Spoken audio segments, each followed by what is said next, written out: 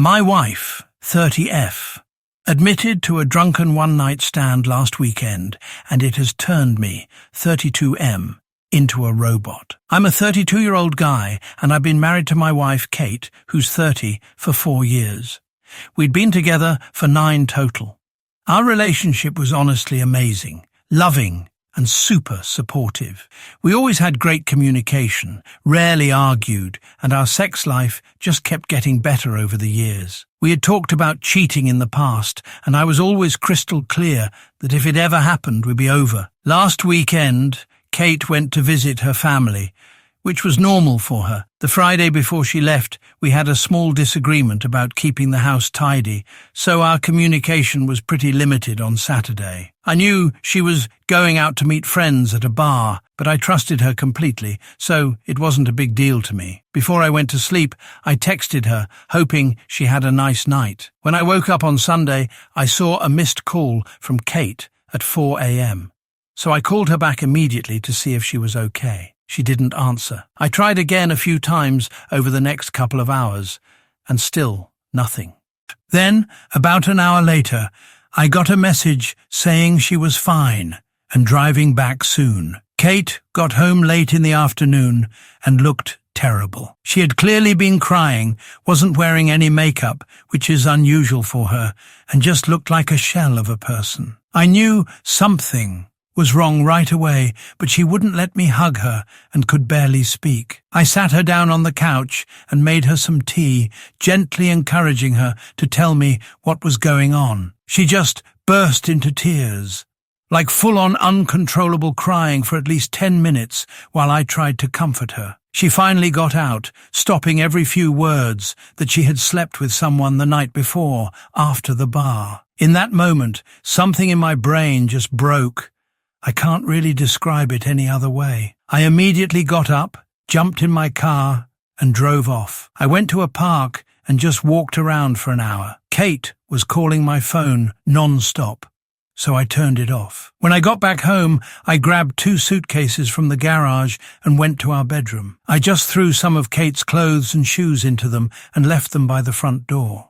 Kate was lying on the floor in the living room, curled up into a ball, just sobbing. I called her best friend, who lives nearby, and told her that Kate needed a place to stay and a ride, and that Kate could explain everything later. I told Kate I was leaving for an hour, and that her friend was coming to pick her up. She tried grabbing my legs to stop me from leaving. When I came home again, Kate was gone, and so were the suitcases. On Monday, with a clearer head, I finally answered one of Kate's many calls. I told her that I needed her to send me an email with as many details as possible about that night, and that if she left anything out, there would be no hope of reconciliation. I received that email Monday night, but I still haven't opened it. Since then, everyone has been trying to contact me, but I have just been working, exercising, and sleeping. One of her friends even showed up at my house with an attitude, demanding an explanation. I just told her to talk to Kate and close the door in her face. I have also been talking to divorce lawyers, moved money into separate accounts, and blocked Kate and all of her friends on everything. Everything I have done since I found out feels like I'm on autopilot. I don't feel angry, upset, or overly emotional, just numb. Kate posted a note through the door yesterday asking me to meet tomorrow, but I'm conflicted. Should I even meet her? Will it change anything? Is there any point in even trying to reconcile? Is it normal to feel like a robot? And how do I snap out of this? Edit. I just want to add that when I came home the first time, Kate confirmed it was consensual. She was drunk, but knew what she was doing. TLDR. Wife cheated out of the blue, and I have been going through the motions since finding out. Update 2. A few things have happened in the last week, so I thought I would give an update if anyone is interested. First of all, I'm not in that robot mode anymore. I've been having these bursts of intense anger and betrayal, but I've been keeping busy with work and exercise. My friends have also been great since they found out, dragging me out of the house to hang out. I decided to read the email, and honestly, I wish I hadn't. The story Kate told in the email was mostly the same, but there was no mention of going into this guy, Max's, apartment to order an Uber. There were also pretty explicit details about what they did, for how long, and that they had apparently used a condom. I will never forget this description. Many people who were originally criticizing me for kicking Kate out have now apologized, but honestly, they can keep it. Kate's parents reached out to apologize, and I spoke to them because we had a good relationship before all this. They begged me to try and work things out, but also said they understood if I decided to get divorced. I didn't commit to either option. Kate's other friend, who was there that night, contacted me to tell me her side of the story. It mostly matched up. Bar food home. She said Kate could stay over at her house, but she refused, saying she was driving home early the next morning. Max apparently insisted that he would take Kate home. The version of the story she told didn't mention Kate trying to get an Uber, only that Max invited her in, and she accepted.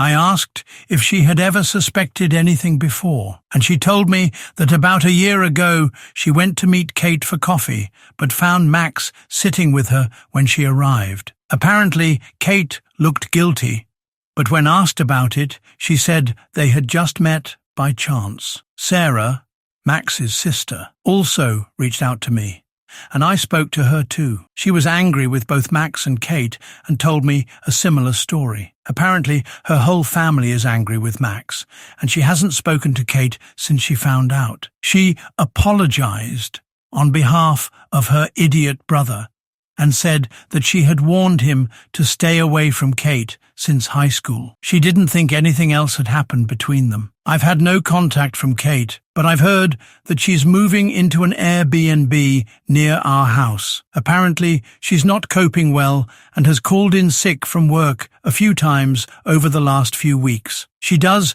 have support from the friend she's currently living with, and I've asked her parents to keep an eye on her. Her parents came up to see her this past weekend. I went out with some friends at the weekend and ended up drunk at a bar. I was talking to a girl there who I probably could have gone home with, but I stopped myself because I wanted to keep my self-respect. Reading the email and hearing what they had done made me give up hope of repairing this, especially when I know she is not being completely truthful with me on other things, so who knows what else is true. I will be moving ahead with the divorce and might not even wait a month before telling Kate that this is my final decision. Final update. My wife admitted to having a drunken one-night stand last week, and it has turned me into a robot.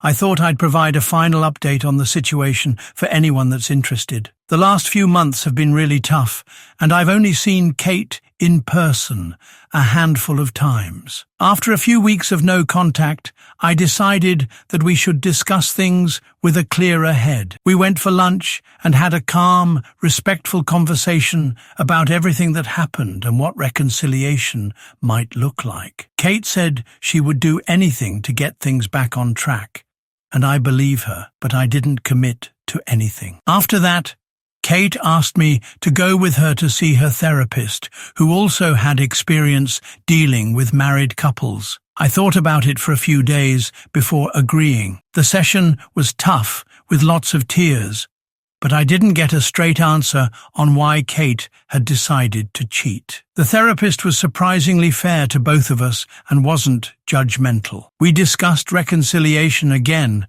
but I told her that I thought it was best to proceed with the divorce. Last week, I drove up to her parents' house to drop off some tools I had borrowed from her dad. We had arranged for Kate to be there and for her parents to go out for a few hours to give us a chance to talk. I spoke with her parents alone, who were heartbroken, which was hard, but they were both very supportive. During the conversation with Kate, I told her clearly that I had given it a lot of thought, but I wanted to move ahead with the divorce. It came down to the fact that, in my view, we would never get back to where we were, and I realistically can't see myself ever getting over the betrayal. Even if we could regain the trust, it could take a decade of hard work, and that is just too big of a risk for me. Kate finally accepted this, and we had a calm discussion about how we would divide assets, sell the house, etc., and we wrote an email to our respective lawyers. We left each other on good terms. The divorce should be finalized by the end of the year, and the house will be put up for sale soon. In the meantime, we will go no contact and agreed not to start dating until everything is finalized. I've had a few casual hookups, and it feels strange to be going back to being single after all this time. I have been hitting the gym, spending a lot of time with friends and family, and getting back into my hobbies. I'm optimistic about the future, and although I'm still devastated by the loss of my marriage, I feel that this has made me grow as a person. Thanks to those of you who have offered advice and support.